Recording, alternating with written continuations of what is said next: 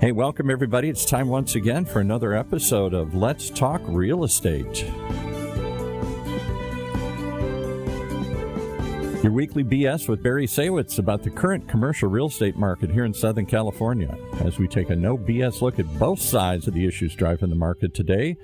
Always looking for best solutions from the man who's best positioned to tell us, Barry Saywitz. Good morning, Paul. We're back here again, and thanks to all of our viewers and our listeners for tuning in. We're here for another episode and another week of Let's Talk Real Estate.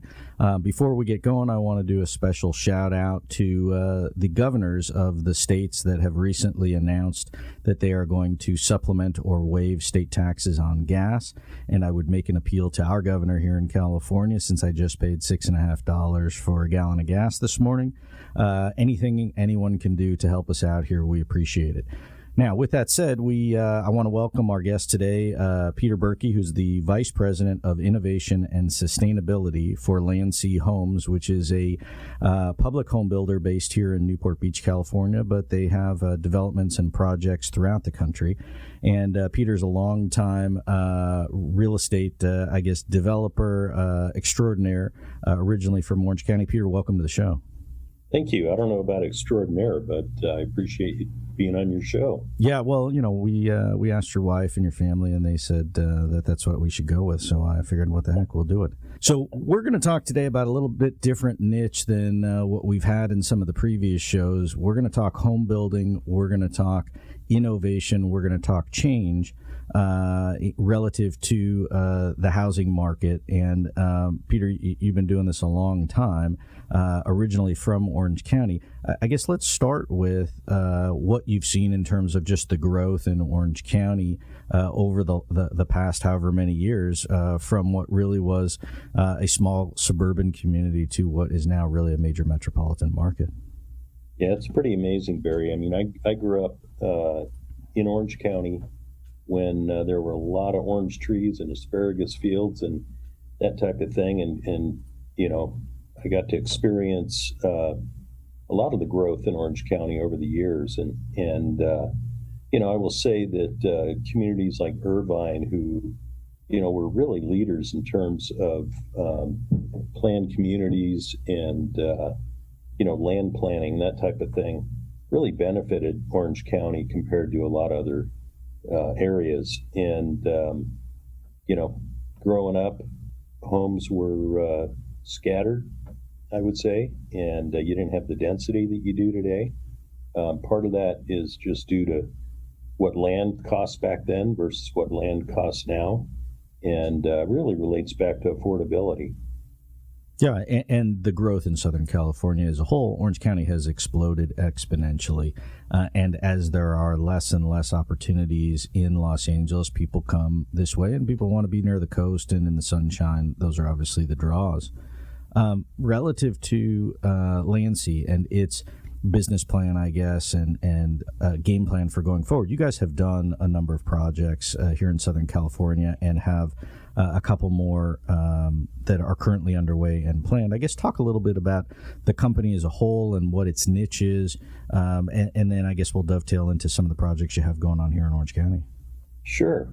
We are a public home builder, as you mentioned earlier. We, especially in Orange County, are very experienced in terms of, where we build, where we like to build. Once again, we're really attracted to the affordability side. So, we look for opportunities where we can possibly develop sites. I think that's a big difference between maybe yesterday and today.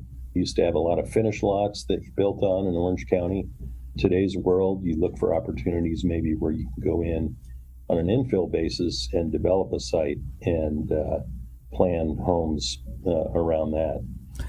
We've done several communities. We're not locked into a certain type of housing or a certain price point. We look at each opportunity as a sole opportunity. And so we've got communities like in Lake Forest. We developed, a large master plan there, brought in other builders, and we've built out different communities. That project really is kind of at the tail end of the building cycle, starting to mature. We also did a project down on Balboa Peninsula where it was more dense product, townhome, higher end luxury. So we're not necessarily focused on one demographic. It really comes down to the opportunity. Yeah, and here in Orange County, you have some big master landowners like Irvine Company, like a Mission Viejo Company that really control large swaths of land and have their own master planning designs and game plans. So you talk about infill, while the projects that you have done are what I would call mid to larger scope, relatively speaking, certainly smaller relative to some of these master plan type of communities with hundreds and thousands of homes in multi-phases. But it seems to me that the Lake Forest project, as South County becomes more attractive and as the El Toro base gets developed with 5 Points and everything else around there, the location's got to become even better and better as time goes on. That's amazing. I mean, I think, that location really becomes central. As everybody's aware, travel time is the key in Orange County and LA. And, what we're seeing is opportunities as we go south.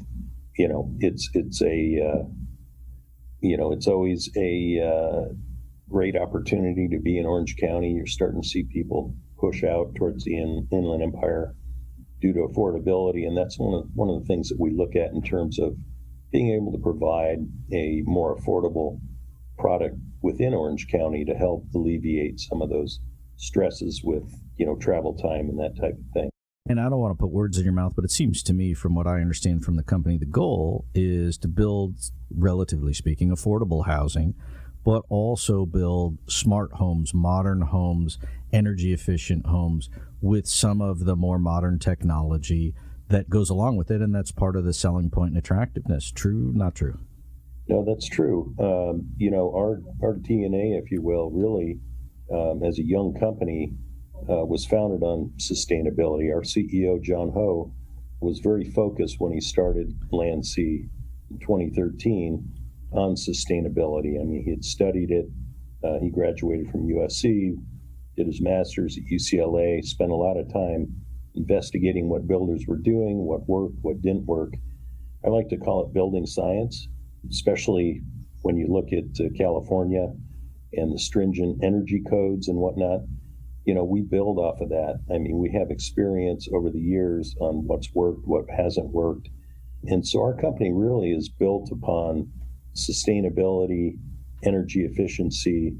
We have a program that we launched in 2020 called our High Performance Homes. Yeah.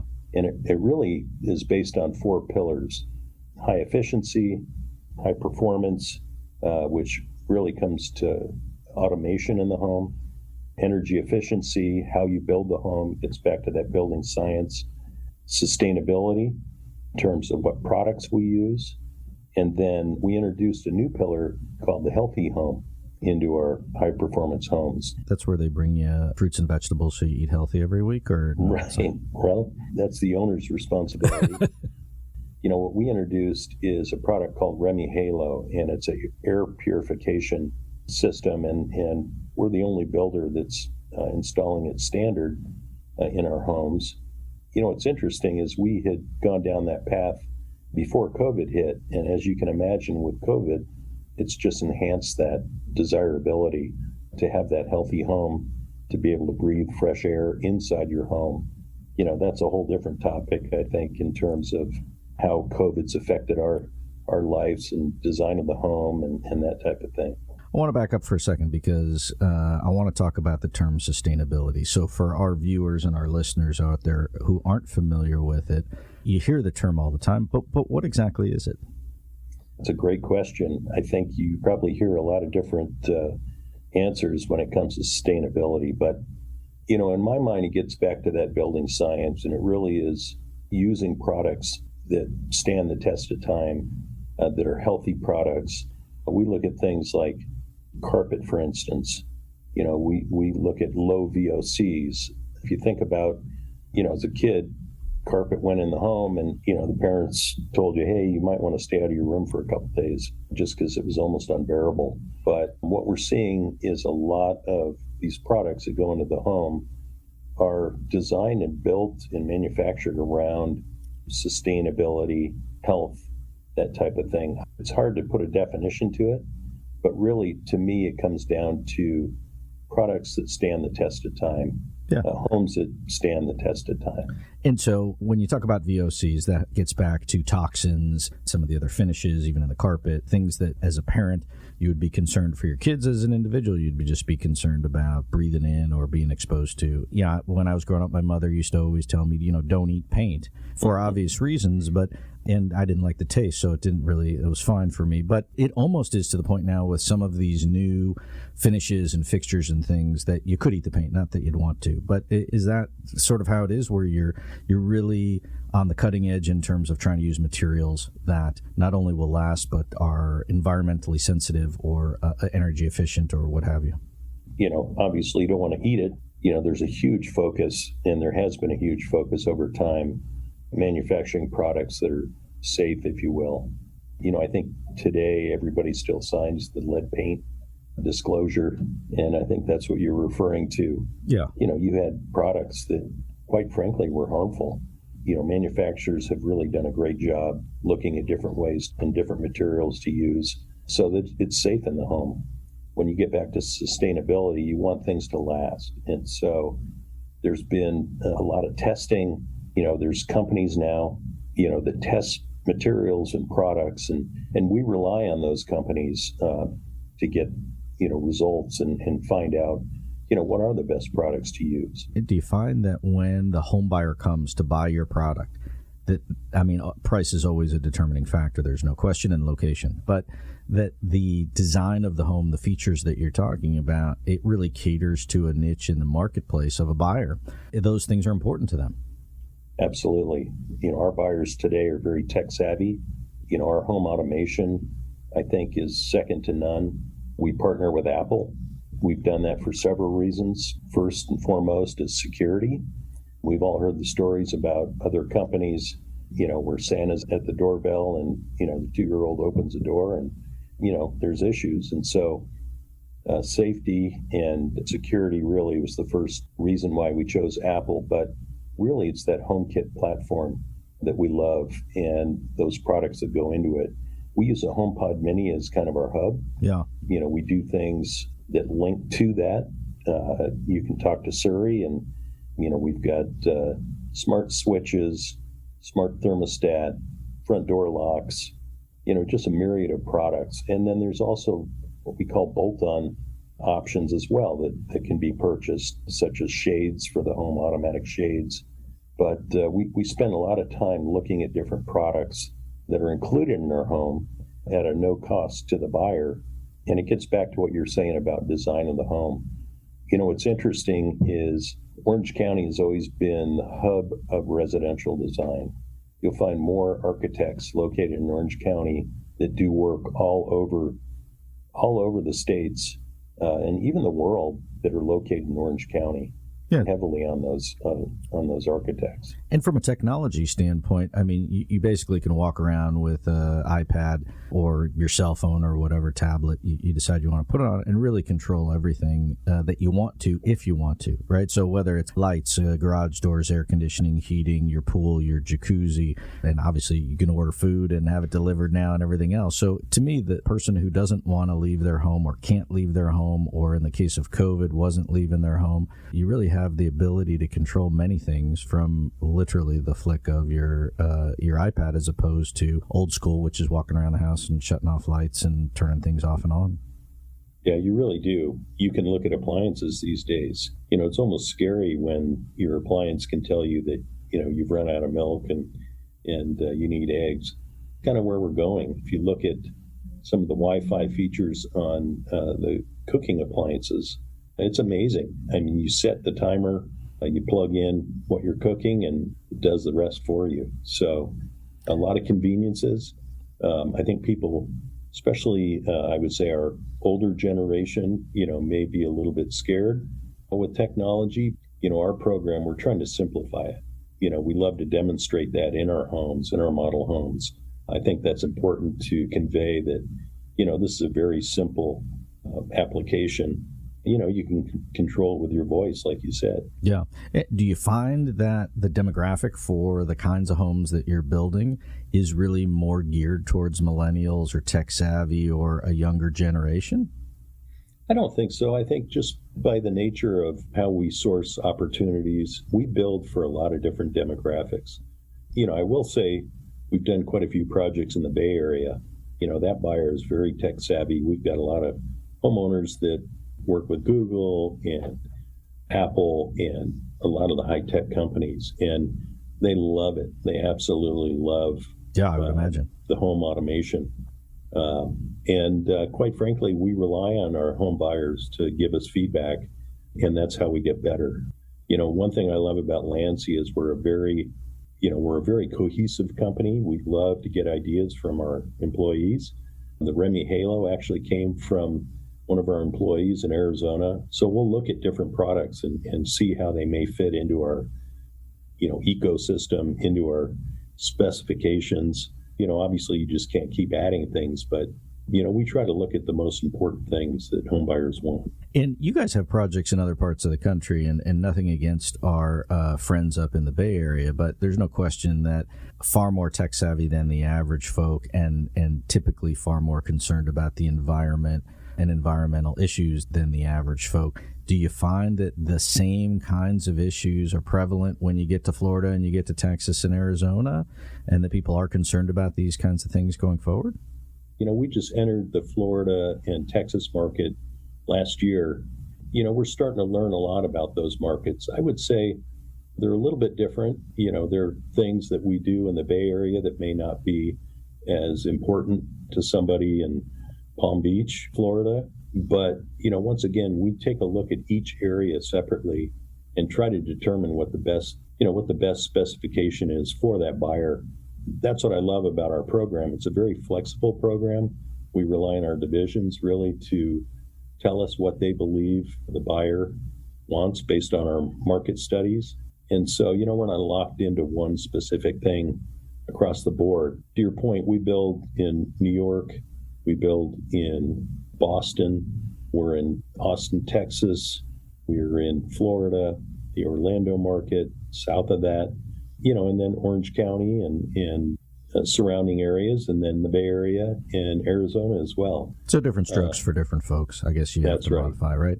I don't want to get off on a tangent, but I do want to ask you about solar. Because certainly here in Southern California, where you have lots of sun, Florida, Arizona, same thing, right? I mean, I think it's a general issue that comes up. I know I just put solar in my house about a year or so ago, and I'm waiting to see how that is. And at the onset, it appears that the benefits are certainly worth it, and I should have done it a long time ago and was foolish not to. How does that play into the homes that you're building? Is that included? Is that an option? And do you find that going forward is also one of the technology environmental issues that people really want to hear and talk about and see?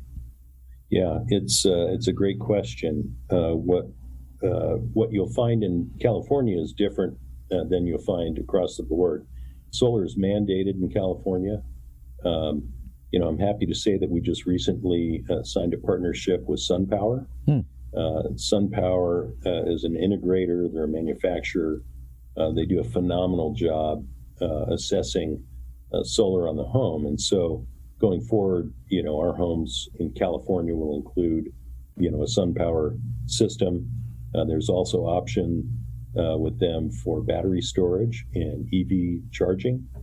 And so we're very excited about that. But what's even more important is we have the option now in all our communities, where the jurisdictions, I should say, are solar friendly. We have that option to include it in a home if a home buyer wants. So it's it's an add-on, and you'll offer it if it's available. That's right. In California, it's standard. Yeah. In the home. And do you find in Southern California? I mean, it seemed to me if I was looking for a place and it had solar, and you said, hey, your average power bill is going to be, I don't know, pick a number, less than $100 a month versus $300 or $400 a month. That's just all right to your bottom line as a buyer. Sure. That's right. Yeah. And as we know, energy prices keep going up, and so that's another advantage to have solar. I'm a big fan of solar, but I will say my excitement got a lot more once we started seeing battery storage come on the scene and pricing come down a little bit on battery storage. So I think that's an important component. It just depends on the usage of the home. Yeah, that's true too. So we just got a quick minute left. I want to ask you two things. Number one is, what about supply chain? Are you feeling the pinch? Do you feel like that really impacts your deliverability at the moment? And do you see that changing going forward for the rest of the year here in 2022, where it lets up or not? Yeah, Barry, that's a hot topic. I can tell you from my office in Newport, I can see the boats lined up. So, I get a lot of questions about that. Our teams do a fantastic job sourcing product. For us, it's really a matter of projecting, knowing what our demand is going to be, and so trying to be on top of that and order products in advance when we can. It's definitely, supply chain is definitely an issue for everybody. I think, in all aspects, whether it be, food source, products, it's a challenge. But I think, the more we can be out in front of it and anticipate, which is my favorite word, by the way, anticipate, I think that's the key. Our teams do a really, really good job of anticipating and, understanding what products we need out front. Lead times have definitely expanded. Yeah. Our build times have expanded. And, for us, I think the main thing is just to be able to communicate that. I think buyers understand that. Doesn't mean they don't get frustrated, but, at the same time, I think we're all feeling that crunch, and it's really about communication and anticipation. And how does that feed into the cost of a home at the end of the day? Obviously, the costs of the pieces of the home go up. It's got to increase the cost overall, and then feeds back into the price. And then you compound that for the buyer with the fact that the real estate markets across the country are on the up, and the real estate market here in Orange County is, hot as they come. To me, what that seems to indicate is that the pricing for new homes on a going forward basis is going to continue to move up. Number one, based on supply and demand, but number two, based on cost. I think that's accurate. We try to minimize that cost as much as we can. Obviously it does drive pricing up. Once again, I think back to that anticipation. I'll use lumber as an example. If we're able to get out in front of lumber when it's at a reasonable rate and lock it in, helps us control our costs. And so that's something we talk about every day in this company is, how do we control our costs? Are we looking out into the future and what we need? Are we bringing on the right suppliers, the right trades, that kind of thing? And so, we actually have a team in our corporate group that helps out our divisions. They're looking at those issues kind of on a macro scale, strategically, and trying to figure out how do we reduce those costs so that we can pass that on to the buyer. Well, good. We could talk all day. I got all kinds of other stuff I want to ask you, but we unfortunately are out of time. Peter, I appreciate you coming on and helping us try out our new technology, and I got a new buzzword I can use in sustainability for the rest of the day. But much continued success to you and to Landsea Homes, and I'm excited to see what projects you have going forward, both here and elsewhere, and we appreciate all your input today, and thanks for coming on.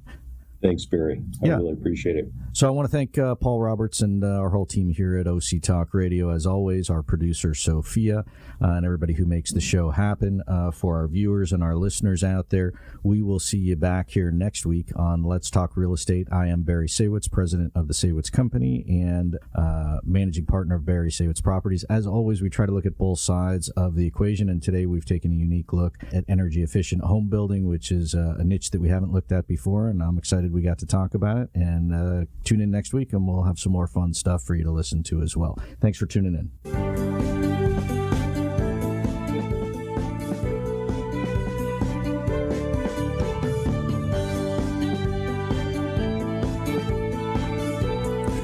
Well, there you have it, another episode of Let's Talk Real Estate, right here in Orange County's only community radio station, OCTalkRadio.net, streaming live from the University of California, Irvine's Beale Applied Innovation Center.